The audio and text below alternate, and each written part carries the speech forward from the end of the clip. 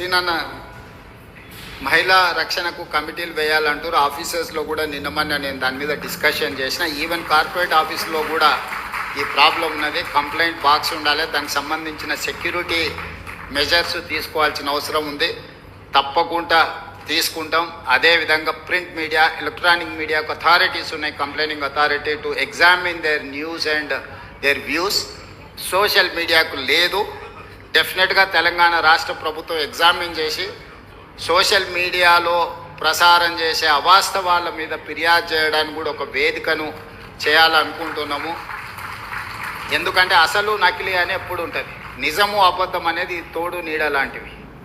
So నిజమైన జర్నలిస్టుల ముసుగులో వ్యాపారాలు వ్యవహారాలు చేసే వాళ్ళకు ఉన్న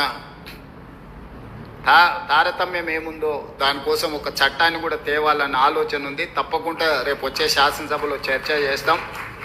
మీరు ఏదైనా అవకాశం ఉన్నా ఇన్పుట్ ఇవ్వండి.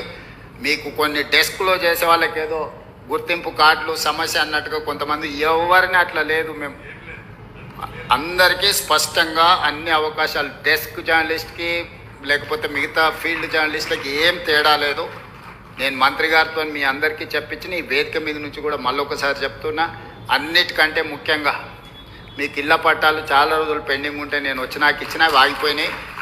ఈ మహిళా దినోత్సవం, ఎందుకంటే ఇల్లు అనేది మహిళల చేతుల్లో ఉంటే మహిళల గౌరవం పెరుగుతుంది. ఒక వే ఫార్వర్డ్ ఏదో నేను ఆలోచన చేస్తున్నా. తొందరలోనే తప్పకుండా మీకు ఒక మంచి వార్త వినిపించే ప్రయత్నం చేస్తా. ఎందుకంటే చట్టంలో మీకు సమస్య రాకుండా మీకు అవకాశం ఇవ్వాలనేది నా ఆలోచన. ఎందుకంటే ఇప్పటివరకు మీకు వచ్చిన అవకాశాలు చట్టం వల్ల కొంత ఇబ్బంది వచ్చి సుప్రీంకోర్టు కూడా స్టక్ డౌన్ చేసింది. దానికోసం అడ్వకేట్స్తో వీళ్ళతో మాట్లాడుతున్నా. మనం ఫ్యూచర్ సిటీ నిర్మించుకుంటున్నాం. ఎమ్మెల్యేలకు, ఎంపీలకు, ఎమ్మెల్సీలకు, జర్నలిస్టులకి ఫ్యూచర్ సిటీలో ఒక మంచి కాలనీ మనం డిజైన్ చేసుకుందాము, నైబర్హుడ్ క్రియేట్ చేసుకుందాము. తప్పకుండా మహిళా జర్నలిస్టులు ముఖ్యంగా ఈ వేదిక మీద నుంచి ఎందుకు చెప్తున్నా అంటే, ఇంటికి వెళ్ళిన తర్వాత అందరికి చెప్పండి, మేము ఈరోజు మహిళా దినోత్సవం సందర్భంగా ఒక శుభవార్త తీసుకొని వచ్చినామని చెప్పండి. డెఫినెట్గా మంచి రోజులు వస్తాయి. ధన్యవాదాలు.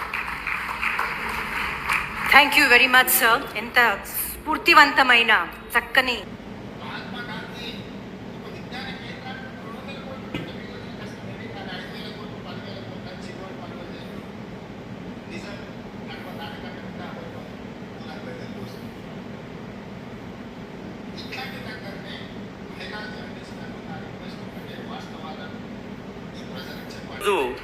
మహిళా దినోత్సవ శుభవేళ మహిళల హాకీ కూడా ఆరంభమవుతోంది. అలాగే మరొక ప్రభుత్వం ప్రజలకు అంకితం